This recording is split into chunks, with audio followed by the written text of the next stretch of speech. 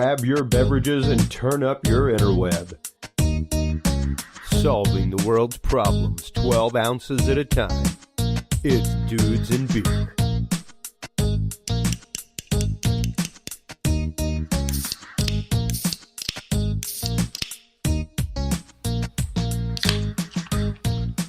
Well, hello everybody, and welcome to episode 190 of the Dudes and Beer podcast.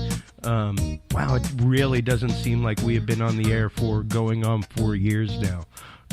But in that amount of time, we have managed to morph ourselves a couple of times. We've kind of changed focus back to the original concept of Dudes and Beer, and we're completely happy with that and loving it. We hope that y'all are as well.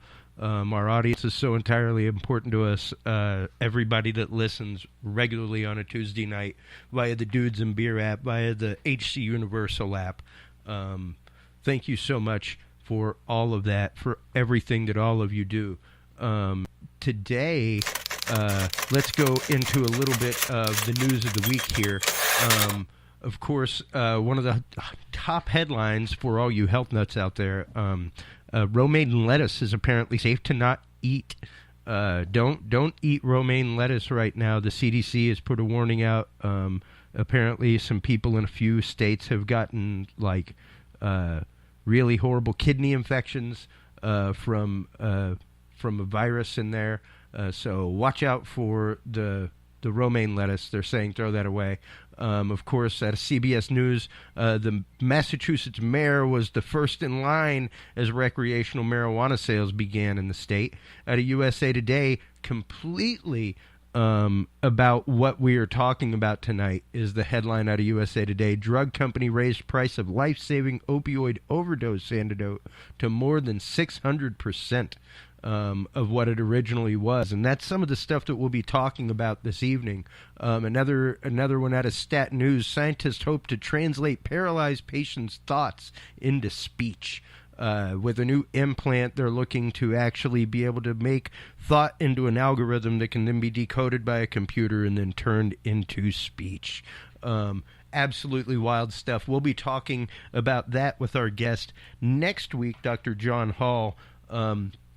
All these stories can be found on the Dudes and Beer Facebook group. You can also find them at dudesandbeer.com/news. There's just a great news feed there. You can go follow it with your RSS feed, and it'll populate every 15-20 minutes with all kinds of great articles. And that is where we post these from.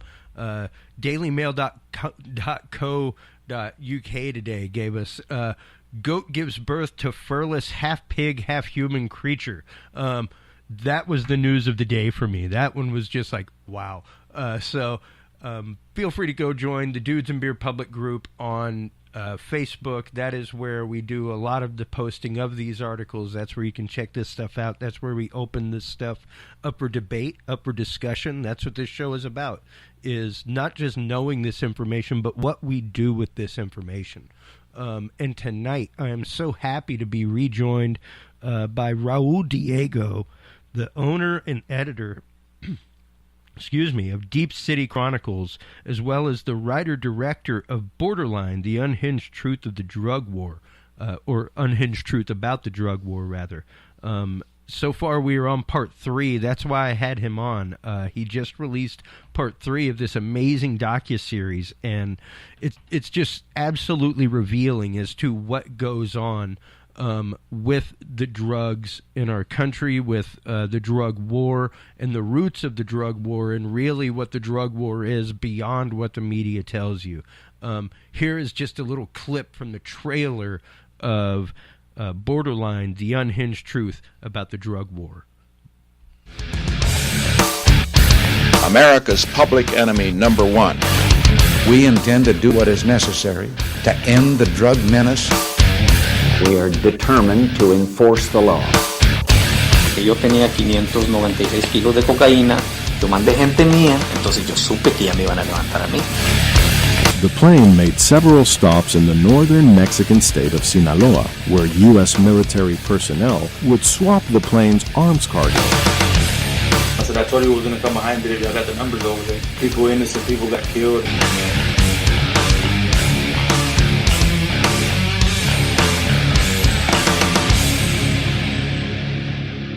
And that is the trailer for Borderline, the unhinged truth about the drug war. Raul Diego, welcome back to Dudes and Beer. How are you this evening, sir? Thank you, Chris. Thanks for having me again. I'm doing Absolutely. great. Well, since it's number one, welcome back to the show. We love the fact that you wanted to come back. We had a great time really cracking the nut that is the beginning of this docuseries. Last time you were on, as I came on to Skype tonight and looked your info up, I saw that it was right at 3 months since we spoke last. So I was like, wow, what a perfect time, number one, to get back with somebody who does investigative journalism, investigative research. Normally that's about how long it takes to shake out real details. And to make sure that the sources that you have are verified sources, that the facts you have are verified facts. Yes, indeed, and well, at least 3 months, I suppose. But this particular project started more than 3 months ago. It's actually been almost a year, maybe about 10 months since I actually began. But here we are, finally, part 3. We're at the tail end of it. Part 4 will be coming out soon, before the end of the year. And I'm excited to, get this show on the road. Well, and, part 1 and 2 really kind of gave us the intro to the game that is the drug war. Not just some of the major players that really started the drug war, like, of course, Reagan, Bush, Baby Bush, all that kind of stuff, Bill Clinton as well. But it gave us a lot of background as far as the history of drug dealing in America and the history of America dealing drugs, all the way back to the founding of America and how some of the great Boston families made their money off the back of the opium trade, that kind of stuff. And really, it's amazing when you start going through and looking at it, exactly how far back the drug trade goes in America. Well, it's amazing to me. I mean, the level of disinformation that is out there regarding the history of this country. The other day I ran across this, I don't know if it was a tweet or something about somebody. Oh, I think it was on the Joe Rogan podcast. I think he said something ridiculous like the biggest fortunes in America were made by beaver traders. Like the Astor family fortune, according to him, was made off the beaver, trading beaver or meat or something like that. Uh-huh. Whereas, the reality is that, all the biggest fortunes and basically the fortunes that made this country, the foundational fortunes of this country were made through the drug trade. After slavery, when slavery was on, waning, when it was over, basically, these people shifted to, trading, basically smuggling illegal opium into China and making, millions and millions in those days dollars that basically underwrote the building of the country, essentially. Yeah, and I mean, and it really is one of those, whenever you have put forth a great amount of effort, industry, and money to build an infrastructure like what it takes to internationally trade human beings. Right. Even today, even with the internet, that is a labor-intensive enterprise. You know what I mean? As horrible an enterprise as it is, it's one of those, it's not going to happen with 2 or 3 people. You need a network of people to get this done.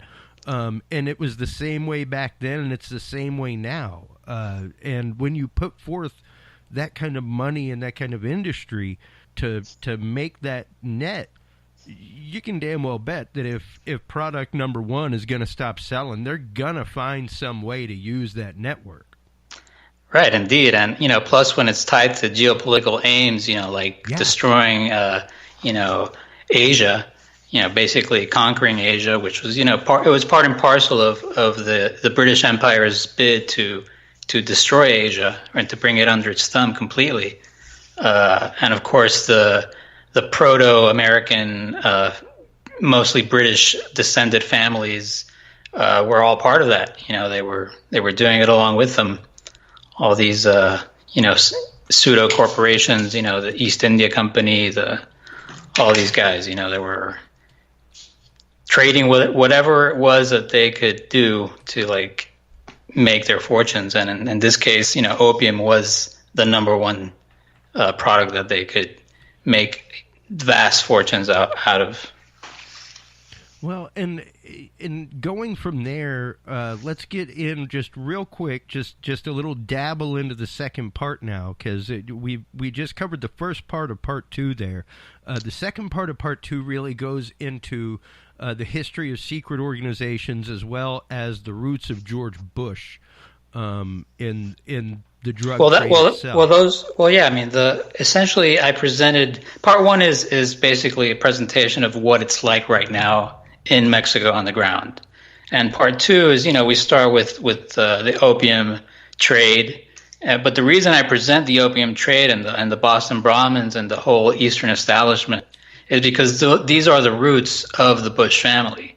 Everybody thinks that, yes. These days they think, oh, these guys are, George W. from Texas and all that stuff. That's a marketing ploy that they did, to change the facade, but the reality is that these people come from this Anglophile, opium slave trading network, which continues to this day to rule, in the halls of power, So that's why I started, with Boston and opium to basically present the foundation of where this guy Bush, who is basically the architect of the modern day so-called war on drugs, which is similar to what was happening in China, except that instead of Britain trying to subdue China, it's the United States trying to, impose hegemony over Latin America, over what they consider their backyard. It's the same basic principle geopolitically.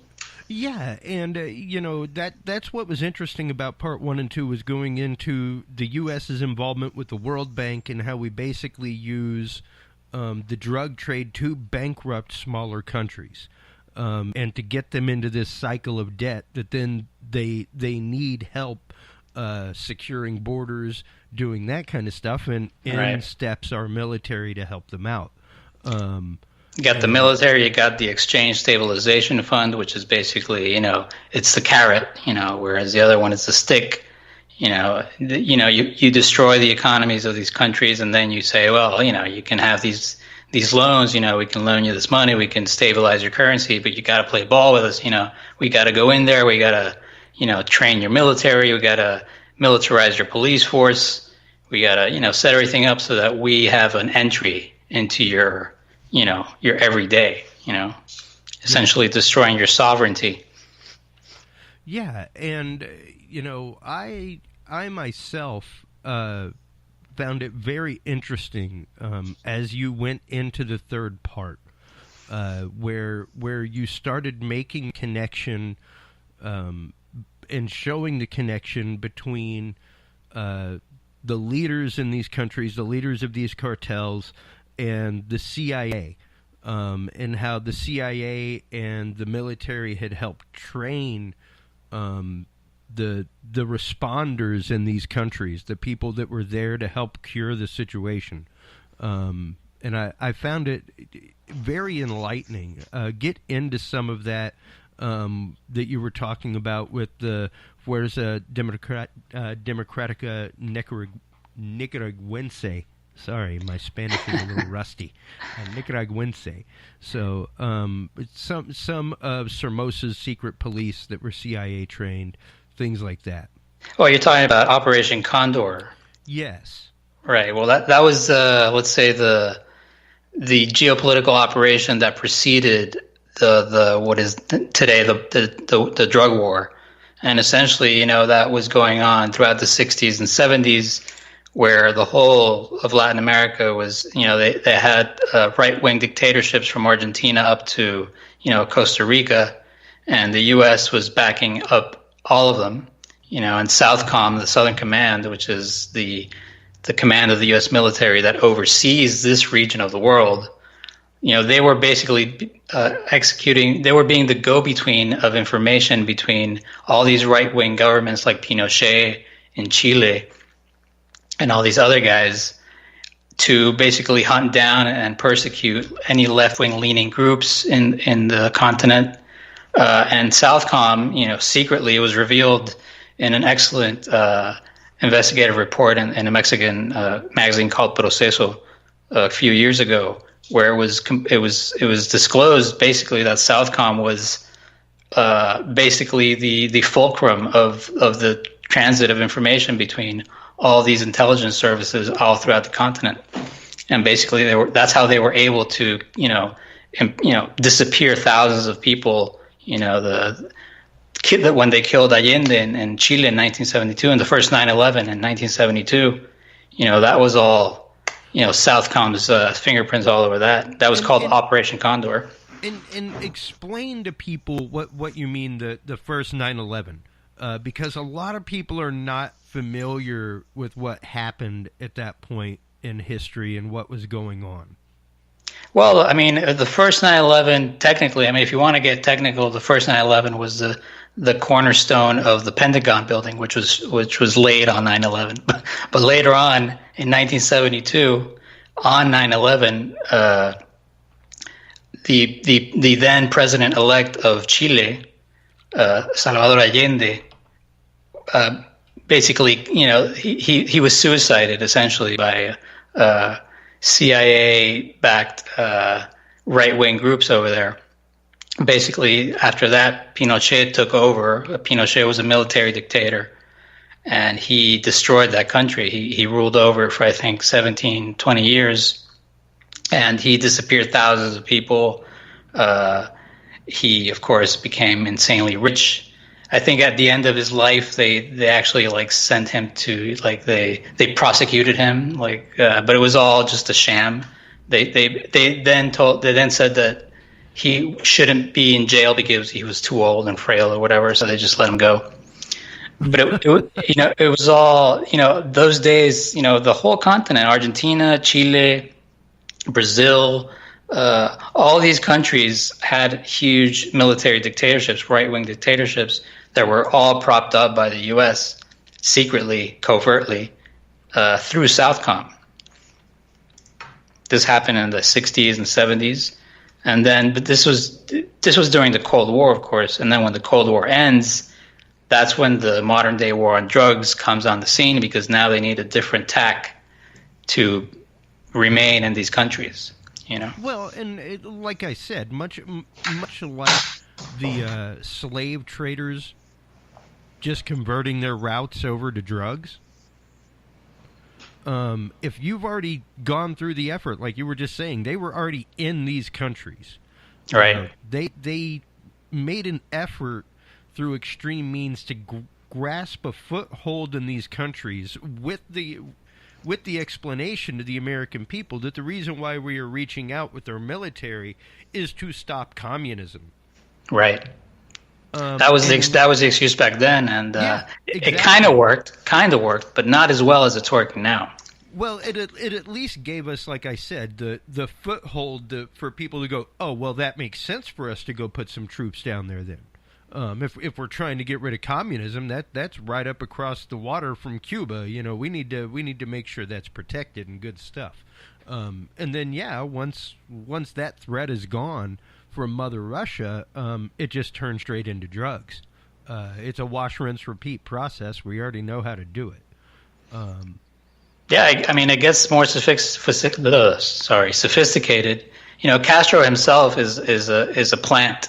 He was there at the behest of the U.S. That's why he was there for 5 decades. He was there to scare the pants off the rest of Latin America. Say, if you don't play ball, this is what's going to happen to you. Yeah, you're going to end up like Cuba. Right. Watch out. That's right. And it was really phenomenal to me to watch this third part. Like I said, I've watched it easily a good 3 times since you sent me the link.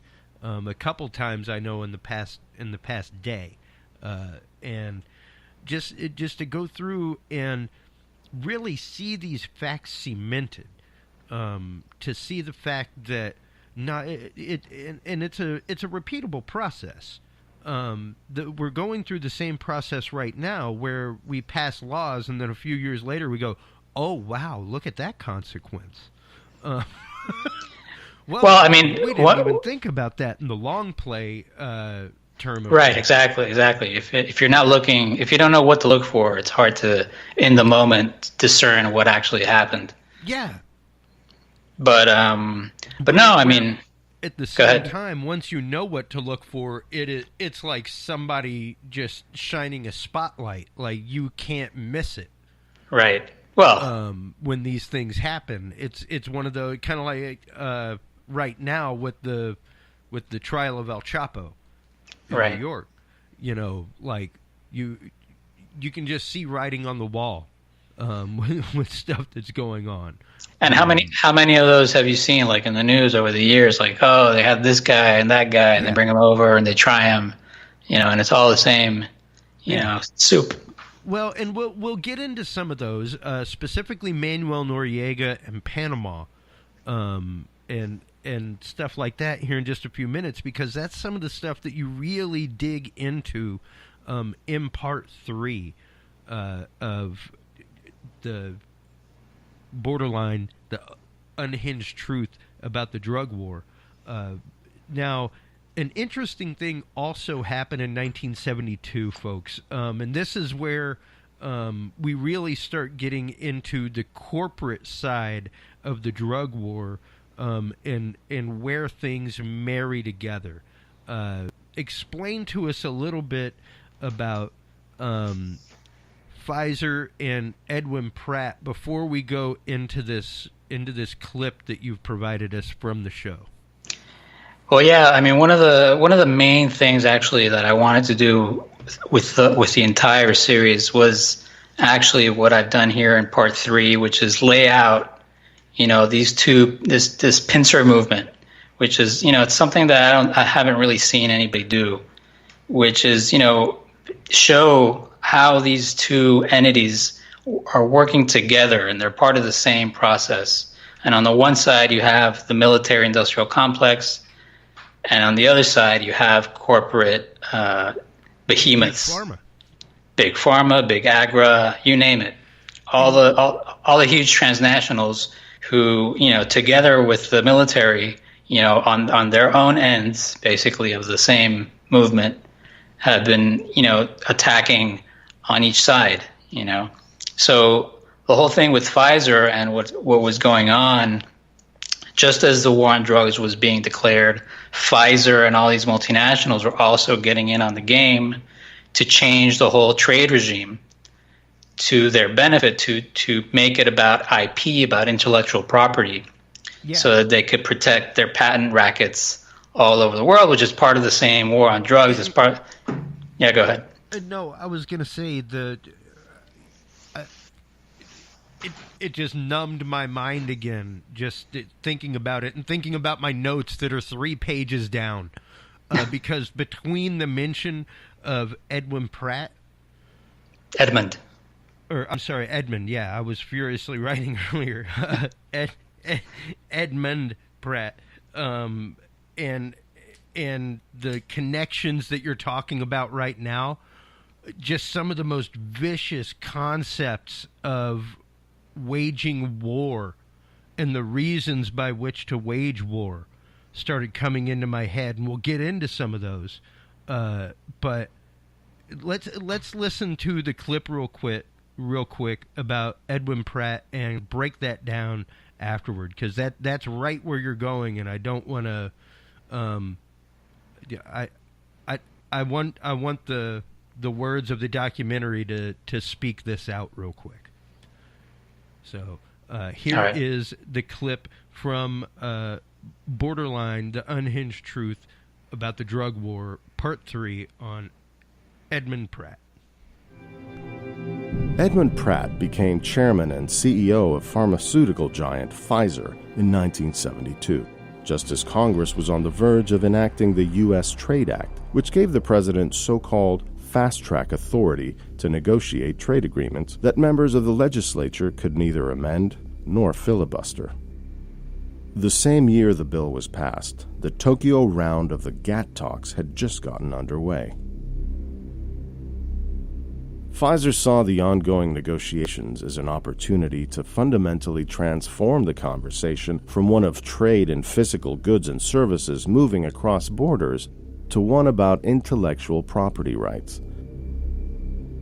Internal discussions within Pfizer led Pratt & Company to conclude that the trade regime had to be linked to investment in order to circumvent patent law limitations imposed by sovereign governments, such as India, which only allowed patents on pharmaceutical processes for a maximum of 7 years. And that right there, just so some of that, the web that starts to build from just that one point is so entirely sinister. Yeah, and it's really just the tip of the iceberg, to be honest. Like what I get into in the documentary is large enough of a sample size to give you basically an idea, but it goes deeper and wider than you could ever imagine. Well, and one of the things, and I will admit it, folks, until watching this documentary, and I am pretty learned about a lot of the acts and things that were added on to NDAAs, that kind of stuff. The National Defense Authorization Act, folks. For those of you just turning into Dudes and Beer who have never heard that term before. That's it. The NDAA that is passed every year by the president kind of gives us the budget guidelines as far as where things are going to be spent. Like, okay, we're gonna add a new sideline in the budget for live 3D scanning at all schools in America. We find this to be a national security threat, so bam, we're now going to have 3D scanners at all schools. That's a magic word. It's magic words right there, national security. Yeah. And that's why I say all the time, and I rail on it on this show, Raul, to stay away from that big T word, terrorism. Whenever we define attacks, whenever we talk about stuff, the minute that you throw that word in there, you relinquish all right to any objection to the laws that are passed. You start talking the way they want you to talk, essentially. Yeah. I mean, you become part of that rhetoric and that dialogue, and once you buy into that and say, oh, well, this is terrorism, and then they go, oh, well, if you think that's terrorism, then we definitely need to put that under a cause of national security, and we'll just put that on lockdown. Right. And that's what they did. That's what they did with, IP. It sounds so innocuous, intellectual property, but they made that into a matter of national security, which opens up all kinds of avenues to deal with that as far as the federal government is concerned. Man, it really opens up a dangerous, and I'll admit it. I've admitted it on air before. I'm not a huge Trumper. I agree with some of the things he's done, like the huge prison reform bill that he's prison reform that he's getting ready to sign through. I think that's huge, that kind of stuff. But good God, half of the reason for our trade war right now with China is intellectual property. I'm going to give you something about Trump when you play that next clip, because that's where we see exactly what this is really, the choreography of all this, but that's the Southcom clip. Right. And this is, the whole thing about intellectual property, right now, well, not right now, actually. I saved an article that's somewhere around here that came out, I think, like 2 months ago, where Trump actually gave like a little mini press conference right outside the White House, and he was talking about the drug prices and how he's going to make these big multinationals drop their prices, mentioning Pfizer specifically. All this is kabuki theater. None of this is real. Absolutely. It's all just signaling, other governments outside of the U.S. so that they can be softened up for what's coming. Well, and that in and of itself, I think, is the nefarious means here that's being used. Whenever you talk about the 1972 U.S. Trade Act, and like I said, I'm pretty familiar with a lot of random things like that. That one, and granted, I wasn't born yet either. But yeah, that one flew square under my radar as far as things that were just kind of like passed out there, and went, okay, cool. Because that, and I talk about it on the show all the time, that, hey, everybody, what are you worried about? You know, the president can, like, one of his only 10 jobs of the Constitution is to be able to make to make trade agreements, but he can only do that with the permission of Congress. Nope. Not according to this act in 1972. And I was not aware of that, and I was not aware that that was still enacted and that that was still going on. That is hugely disturbing, the fact that the president could just make a trade agreement with a foreign country or disband a trade agreement with a foreign country. Well, it's not even and will of waking up in the morning. It's not even, the president is out of the equation at this point, because it's become a whole different thing now. I mean, it's now at the hands of basically the corporations themselves and this little clique of lawyers who control the whole process. They control the process of writing the trade agreements, executing the trade agreements, suing on behalf of the corporations, defending the same lawyers do the arbitrations for the countries and the corporations. So it's all one big little group of people doing this thing for over, I think it's like 500 trade agreements around the world. And it's just this huge scam, and it's all just to favor the corporations. I mean, the president is irrelevant at this point. You know, all that was taken care of back then. Well, and that's just it. That was a stepping stone and a means by which to put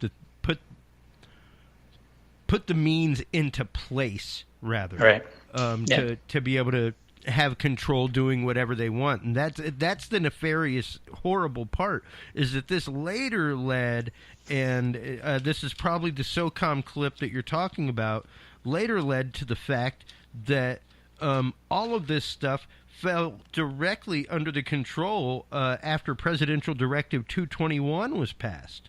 Well, this was all occurring simultaneously, is what you have to understand. I mean, it was, the whole thing that was, in 1972, they do the Trade Act. 2 years later, Nixon creates the DEA. He starts a whole, rhetoric about the war on drugs. Reagan, pushes it into overdrive, with Bush, pulling the strings. And just as the whole, trade agreements thing is morphing and becoming bigger, the drug war is also doing the same thing at the same time. Well, and that's what I found very interesting was, number one, the Presidential Directive 221 and the National Defense Authorization Act for 8990, where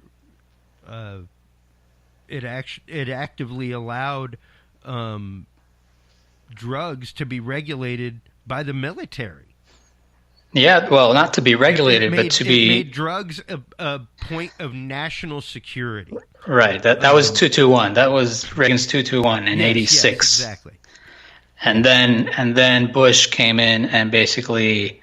Well, Cheney and Bush, Cheney was his... what was he? Secretary of not of defense. Was he of defense or state? I think it was defense. It was defense.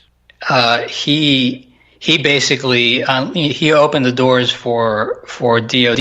He just basically made them the lead agency for, as I say in the documentary, for the interdiction of drugs here in the country and outside of the country. So they were basically, they had the free hand now to do whatever they wanted. And subsequent legislation has just made it easier and easier, and until Southcon comes into the picture and basically takes over the whole operation. Yeah, and let's go ahead and roll that clip real quick about Southcom, just to crack that nut a little bit more as we dig into this side of the topic. Here is the clip about Southcom from part 3 of Borderline, The Unhinged Truth About the Drug War by Raul Diego.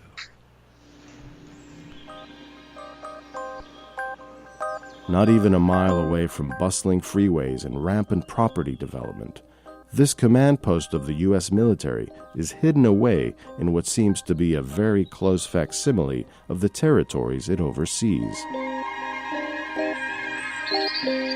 Southcom's relevance had receded somewhat since the Cold War and an earlier iteration of American interference in the affairs of Latin America.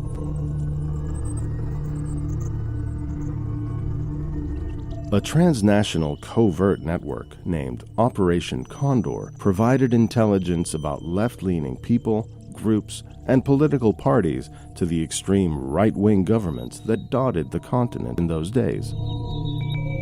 Much of the information used to persecute, repress, and assassinate thousands of people and prop up the violent military dictatorships of Pinochet and others was centrally relayed through Southcom headquarters, then located in Panama.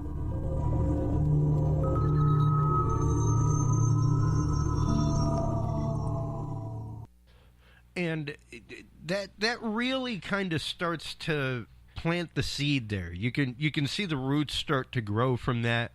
You can see, as we were saying earlier, where entrenching yourself in these areas, putting yourself there to begin with, and then enacting these laws really kind of flips the switch into engage mode. Well, and here's what I was going to say, because that's the introduction to basically what Southcom is and its role over the last 5 decades. But what comes a little bit later is when I start talking about the document, the paper that Southcom publishes in 2007, which is an extremely important piece of documentation, which is called, I believe, I don't have it in front of me right now, but it's something like the Southcom Partnership for the Americas 2016, and it was published in 2007. Now you have to understand, this is where you recognize the choreography of the so-called democratic elections and the supposed surprise that is Trump, right? Yeah. Because what does Trump run on? What is Trump's platform in 2016 precisely? Make America great again. It's build walls, immigration, stop the flow of illegals and all this stuff. Yeah, and bad hombres. The bad hombres.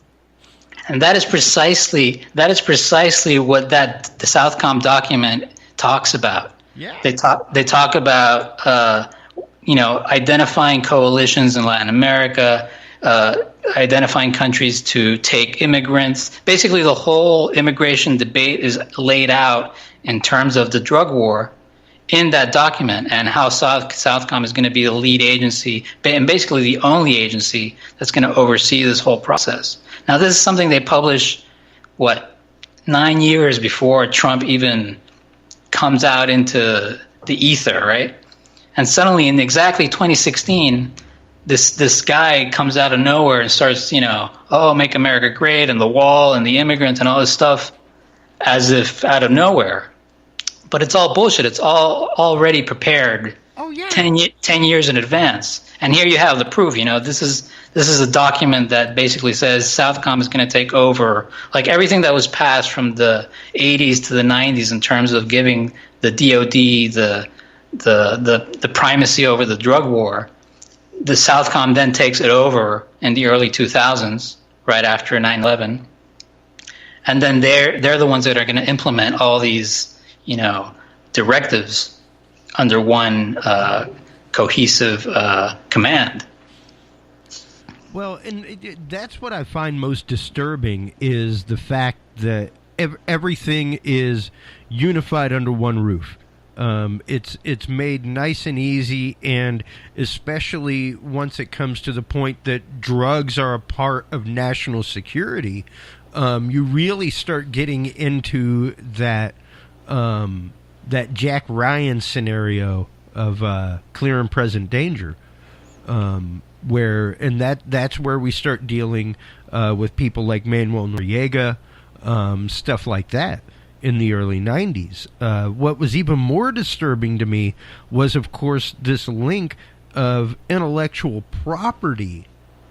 That's the key. That's the key to understand. A matter of national security. Because once you say intellectual property is now a matter of national security, you get to the point that when there's a country out there like India that made generic medications so that their people could afford medications, now they suddenly can't make the medication that they need anymore because it's a matter of our national security, right? for intellectual property. So, and that's where that article that I read today, where it's like, oh yeah, there was a drug that could totally be used for opioid addiction, but they raised the price 600%. Right. Well, that's the whole narrative. The same narrative that I talk about here in part 3 is now coming on. Because this is the time. This is part of the whole strategy. 2016 Partnership for the Americas. It's all part of a plan that's been in place for years already. And what we have to see, what you have to look at is the link between IP, but it's not just IP. It's IP as it relates to companies like Pfizer, who are drug pushers, Monsanto, which is now part of Bayer, who are basically also, they all of these businesses rely on patent protections and basically making certain substances inaccessible to the normal population so that they can, take advantage of the market.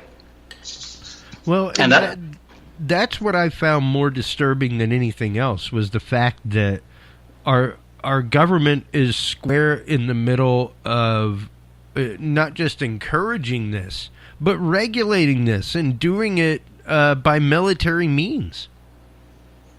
Yeah, they're going out. That's the other half of the equation. You have the Pfizers of the world, signing trade agreements and saying, well, this is intellectual property, it belongs to us. And then you have the military going in and doing crop eradication, all over the continent, making people, destroying subsistence economies that live off, these seeds that, they've been living off for forever. And now all of a sudden they can't because it's it belongs to some corporation because, they did the DNA sequencing in a lab somewhere, and now suddenly it's intellectual property.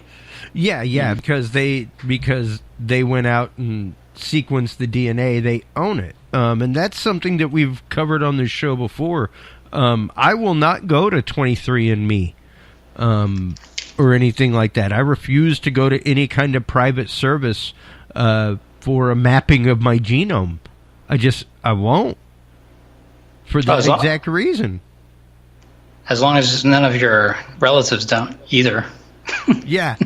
Well, granted, I guess they won't have lockdown on my specific genetic combination, at least. They'll have it on hereditary.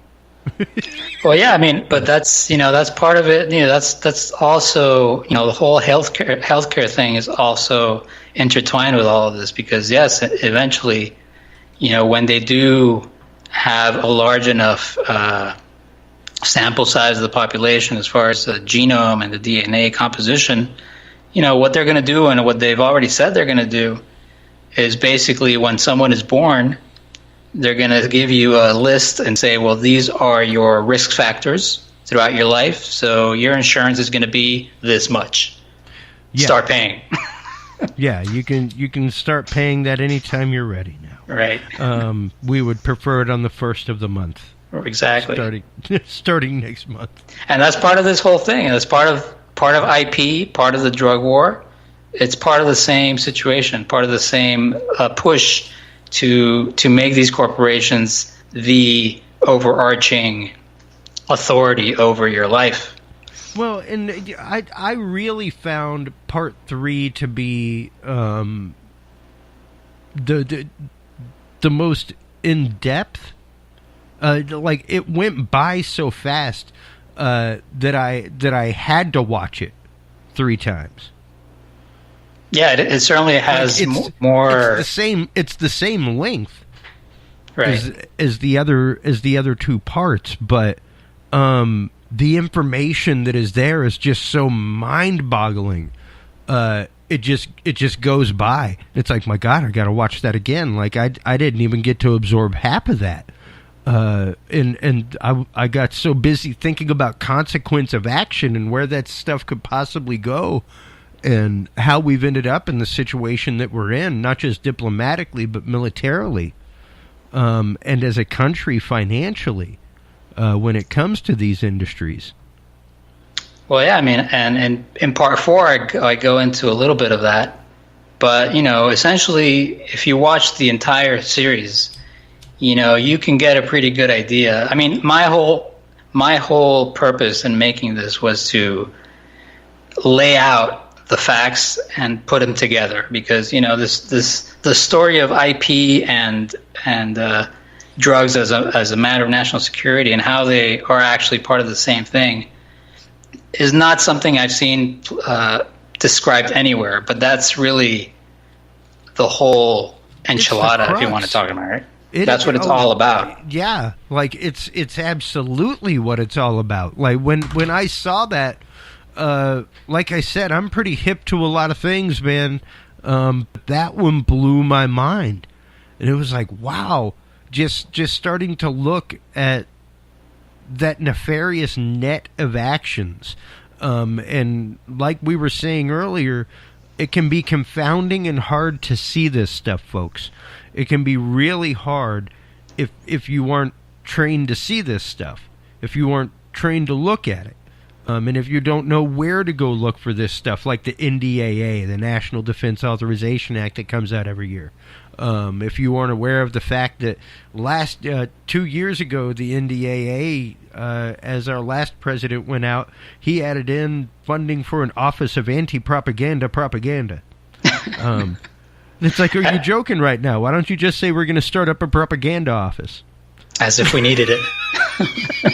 You got to call it the Office of Anti-Propaganda Propaganda. I'm pretty sure that's still propaganda. But the only thing that allowed for that was things like the removal of the Smith-Mundt Act years before. And it's these soft moves that you see. It's this small stuff like 1972, Edmund Pratt being brought in, and then you look, and right at 10 years later, you're looking at Presidential Directive 221 that makes intellectual property part of national security. And that was drugs. That was 221 was Reagan when he declared drugs a matter of national security. Drugs. The intellectual property was earlier, I think. Oh, okay. But yeah, there's these incremental moves. There's another one in there which was really significant, which is they gave the DoD the ability to basically provide aid to countries without the Department of State having anything to say about it. Yeah, essentially, the military no knowledge, no oversight. No. I mean, an army general could go to any country and say, "Well, we're going to give you training and weapons and extra, and whatever. We're going to build a base in your country." And nobody needed to know about it. Yeah, and that's exactly what set forth the infrastructure for situations like Oliver North, Iran-Contra, all that kind of stuff. Because I mean, I saw the need. Why wouldn't we do it? Looked like what needed to be done, so I did it. Everything I did was legal. Yeah, and that's just it. It sets up for the whole black ops scenarios that we see. It sets up for CIA infiltration of things like the FDN in Nicaragua. Right, the FDN. That was more or less the the destruction of the Somoza regime was basically, it was facilitated by Carter's basic abandonment of their support for Somoza. And then, you know, the rebels, the Sandinistas, they basically took over. And that's when, you know, Reagan came in with the hostages and all that. And then that's when they really went to work. They created the crack market here. You know, you can read all about that with Gary Webb, you know, that whole story. Yeah.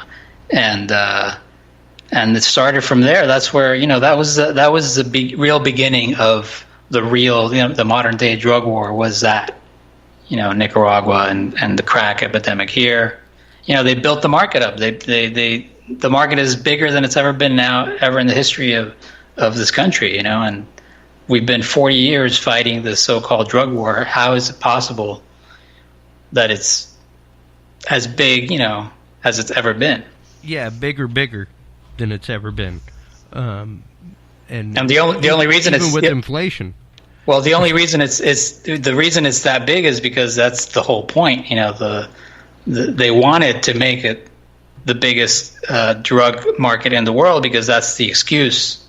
That's the justification to go into these countries in military form, you know. Absolutely. And when I saw that in a fractal sense in part 3 of Borderline, it blew my mind. It really did. I've known a lot of facts for a lot of years about the U.S. involvement, the CIA involvement in drug trafficking, that kind of stuff. And to see this just laid out the way that you did was so poignantly and beautifully done, and simplistically. It wasn't something that was like showing 3 degrees of separation. It was really, it was like, hey, look at what they went and like started in the backyard, you know, and just very, very revealing information in this third part. What can people look forward to in part 4? Well, part 4, we're going to start off by wrapping up what we started in part 1, which was the whole incident in Coahuila in north of Mexico, which is the particular side of the story, that, you know, the micro part of the story, and then we're going to move on to basically the consequences and the realities of what we're dealing with in part 3. You know, what is going on? You know, who is this guy Trump? You know, what's happening? You know, this guy that's coming into power now in December in Mexico, you know, AMLO. Yeah. You know, that's coming in. There was a whole controversy because he invited Maduro to the inauguration, you know. So there's this big, I already know that AMLO is going to ally himself with Maduro, because that's part of the whole thing. You know, it's part of vilifying Mexico, you know, making this whole thing about, you know, the bad hombres, you know. Yeah. And at the same time, they're going to legalize marijuana because part of the drug war is now moot. It doesn't matter anymore because now they're in. You know, they've militarized their police forces all over Latin America. You know, the army is in there. There's no going back. You know, before in the 70s, the U.S. Army was working with them, but they weren't in there. You know what I mean? Now they're in there. Entrenched. Now they're there. You know, they're boots on the ground. So that part is done, and now they can profit off like they always do. Eventually, all the illegal markets are legalized and regulated. And marijuana is what's coming down the pike now, and they're going to legalize it and regulate it. And they're going to make more money than they already do. You know? Yeah. And you know, I remember distinctly after 9/11 the campaigns on the radio and on television about, you know, if you smoke pot, you support terrorists. You remember those? Like, I need to find some of those and like make an audio montage out of them.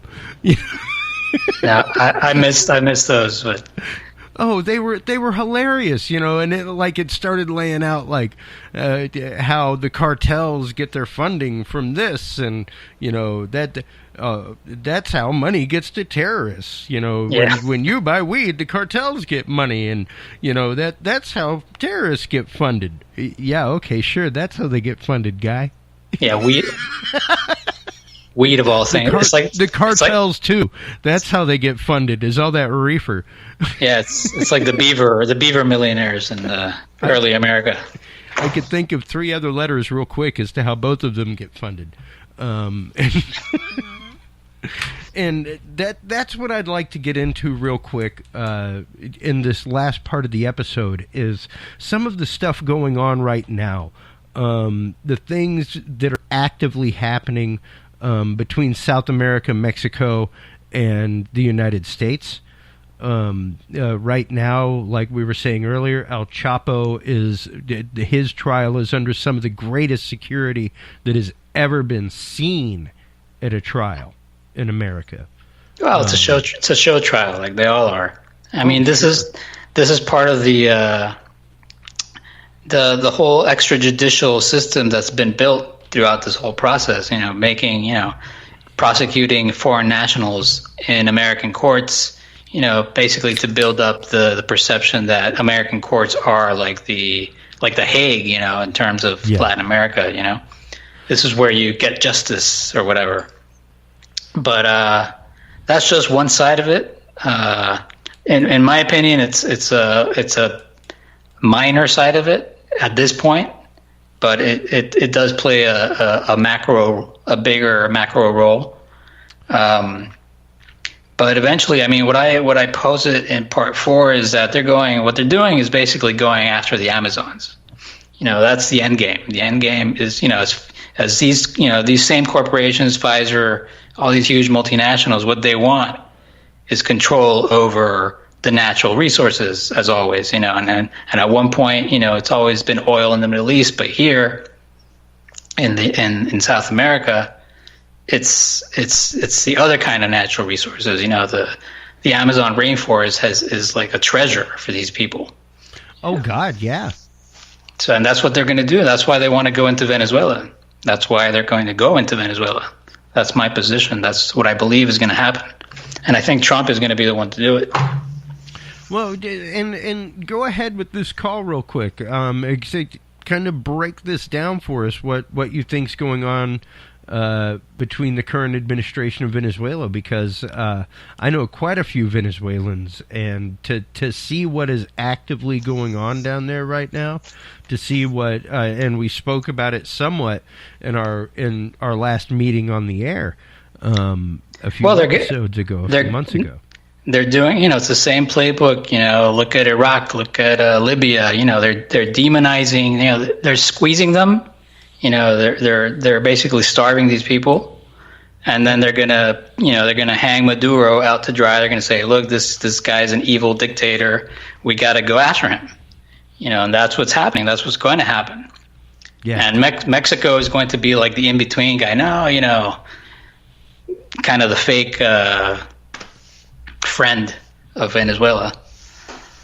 But yeah, I mean, there's a lot of things that still have to play out, but in my opinion, AMLO is going to take the role of the leftist demagogue. Trump is the rightist, the right side demagogue, and it's all one big play, and you can find the details of what they want to do in that Southcom paper. That's where the nitty gritty is. That's what they want to do. And that's what's disturbing is whenever you look at that Southcom paper and see how far back that was authored. Yep. And that this policy really began back in 2016. No, it began in 2007 when it was published. Sure. I mean, it didn't officially begin books until the. Well, no. But what you see is, you look at Trump, you look at how what he was all about in the campaign. Oh yeah. And you just compare it to that paper, and you say, oh well, no wonder, Yeah, and it's the fact of that is how you bring about a rhetoric. That is how you start something. That is how you, within a good 8 or 9 years, flip that same dialogue to the opposite party. Exactly. And it's really funny to me how that exactly is what Trump has been this whole time, is just an utter facade. It's hilarious to me how many people on both sides, on all parts of the spectrum, have utterly fallen for the claptrap of it. Yeah, I call him Piñata Don. Yeah, you know, there's a guy behind the scenes pulling that rope, and everybody's blindfolded trying to hit the thing. And at the end of it, we're all just gonna be wrestling over a bunch of candy, man. Right. Whether we enjoyed the show of the piñata or the art of the piñata or what have you, at the end of it, the only thing we're all thinking is, ooh, a piece of candy. Yeah, exactly. And that is really like we were saying, when pot gummies, when you're trained to see this stuff, and you've seen this stuff and you research this stuff long enough, these things are just plain as day. When I saw the election going on, and my God, I wish I had transcripts of my show to go back and just search through, keyword search, and look for the word prestidigitation, because that's the word that I use all the time to describe it. And I said it the whole election cycle of the presidential election last time, was you're looking at the biggest point of political prestidigitation ever. Absolutely. Like the trick behind the magician's trick is he's telling you he's doing a trick. And really it's kind of sad, you know, as I mean, looking at it from the outside, I mean, as a foreigner that I am, you know, growing up in Mexico, you see it. See, in Mexico, nobody buys it because it's so obvious. Everybody knows it's bullshit. And so when you come here and you see that everybody's buying the bullshit, it's like, are you kidding me? Like, really? And then you have this whole psyop called, you know, these Cuvians, you know, the Q people, who have been following this completely made up narrative that has no basis in reality. You know, and they just follow it, and they're led down the primrose path. And then on the other side, you have these, you know, the blue wave people on the same thing. And they're the exact flip side of the same radical coin. And they're leading them all to the Colosseum. You know, they're all going to the Colosseum, and they're going to tear each other apart. That's what's come on, everybody. We're going to have an orgy. This is going to be a hell of a show. Exactly, you know? And that's because nobody's taking the time to actually look. They're just on Netflix watching their favorite shows, and then, you know, Monday Night Football or whatever. And then when something happens, you know, Q and the Blue Wave, and, you know, nobody really knows what's going on. They're just following the piper. Yeah, and that's just it. It is the piñata pop. Yep. Look at the big object floating up around in the sky that somebody's moving around. Yep. And it doesn't really matter which way you look at the political spectrum right now. Everything is a muddled color. You know, it is just rife with this back and forth, this rhetoric of radicalism on both sides. And it is a means of control. They're loving it. I mean, it's incredible how easy it is. Yeah, you know, that when it is an us versus them mentality, it's not only do you have the psychological advantage of everybody is on their heels and defensive to begin with, which makes them off balance naturally. But it's also the fact of you have everybody in a panic response. And plus you have, you know, the few.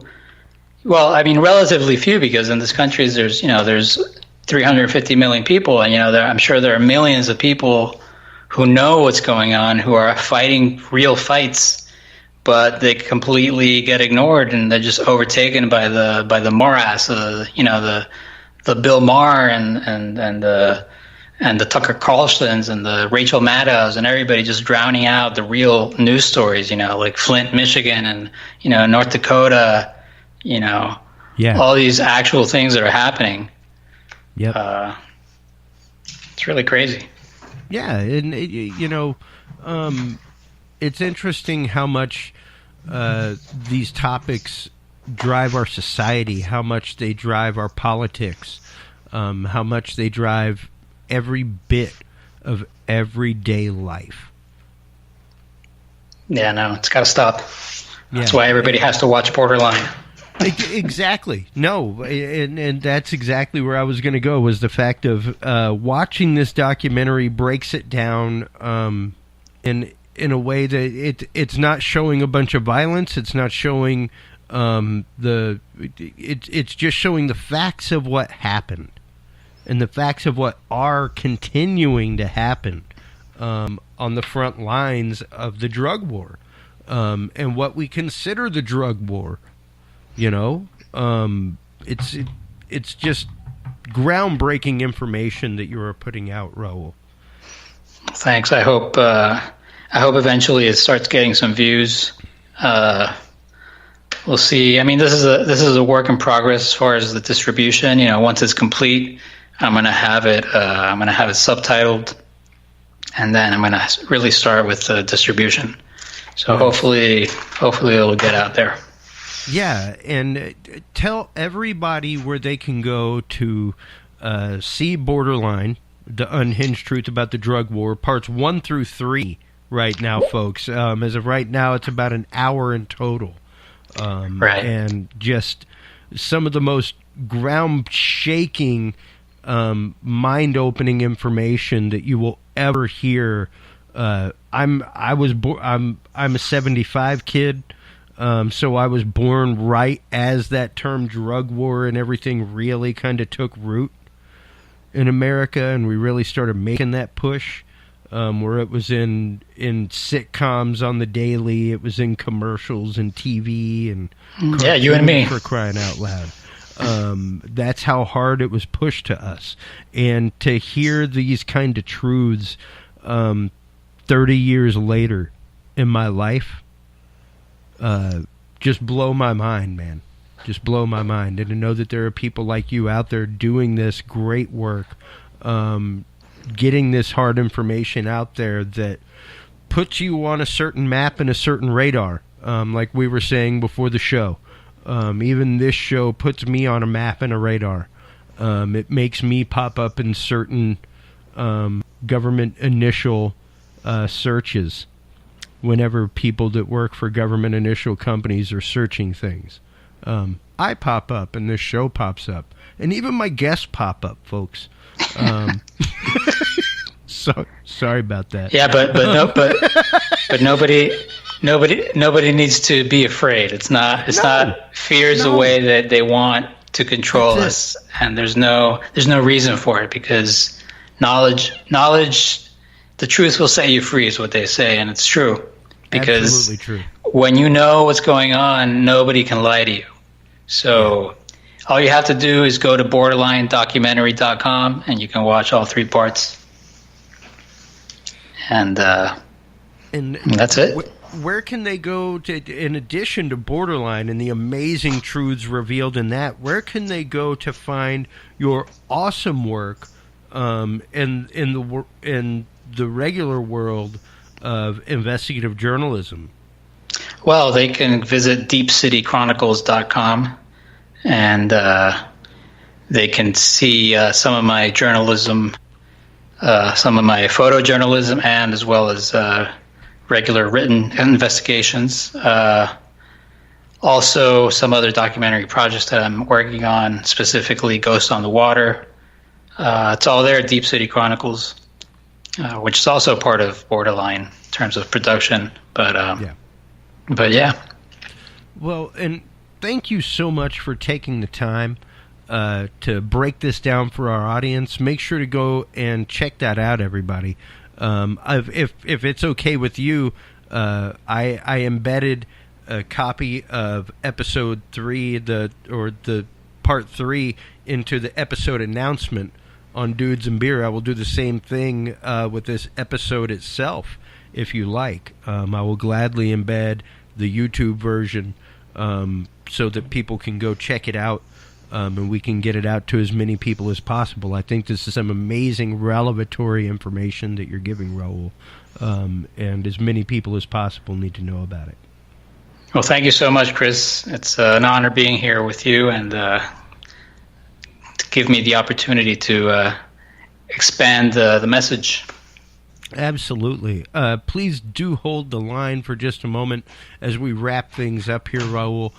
While you were online checking out the awesome Borderline documentary as well as DeepCityChronicles.com, please do make sure to stop on by dudesandbeer.com. That's where you can check out all of the news you can use, dudesandbeer.com/news, dudesandbeer/live for the live feed. You can also check us out on the HC Universal Network, as well as some of the other great programming there. Talking Sound, Yes But Why, Gray Matters, Scary Dad, all kinds of great stuff. Thanks Until for next time, listening to this everybody, episode if you of the can't be Dudes and Beer good, be good podcast. at it. We'll talk to you To soon. listen to our Bye-bye. audio streams or chat with us live, download the official Dudes and Beer app for Android and iDevices, available on Google Play and iTunes markets. For more episodes, content, and information, visit us online at dudesandbeer.com. You can also find our episodes on Breach.tv, iHeartRadio, Spreaker, SoundCloud, iTunes, YouTube, Stitcher, or your favorite podcast service. Dudes and Beer is a proud member of the HC Universal Network family of podcasts. For more about our sponsors and other podcasts on this network, visit hcuniversalnetwork.com. Thanks for listening, everybody, and until next time, drink responsibly.